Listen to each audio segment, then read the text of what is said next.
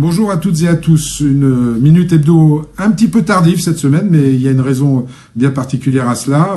J'étais à Alès, aux rencontres internationales des véhicules écologiques, et c'est l'occasion pour moi de vous parler un petit peu de la partie immergée du travail de député. Parce qu'effectivement, il y a le travail qu'on fait à l'Assemblée nationale pour voter les lois, il y a le travail qu'on fait en circonscription pour aider nos concitoyens ou nos entrepreneurs, mais il y a aussi le travail qu'on fait pour voir comment se déploient sur le territoire les politiques publiques qu'on a engagées.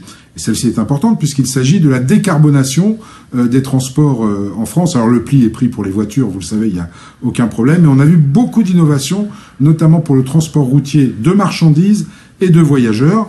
Moi, j'étais sur place pour animer une table ronde sur les flottes de véhicules, le renouvellement des flottes de véhicules à la fois publics et privés. Et ça va se faire sans aucun problème. Les échéances sont fixées et chacun va y arriver puisque ce ne sont pas des gros tonnages. Mais on avait un vrai problème de décarbonation pour le transport routier de marchandises et le transport routier de voyageurs. J'étais très inquiet avant d'arriver aux Rives sur une décarbonation pour 2050 de ces véhicules-là. Eh bien, il y a plein d'innovations. Je vous en cite deux.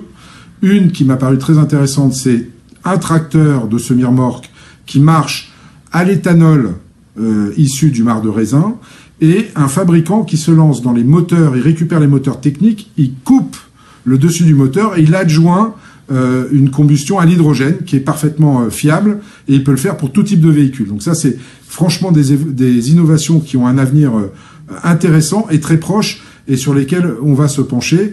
Conclusion de ces Rives, malgré tout, pour la décarbonation des véhicules, le mix énergétique doit être le plus large possible.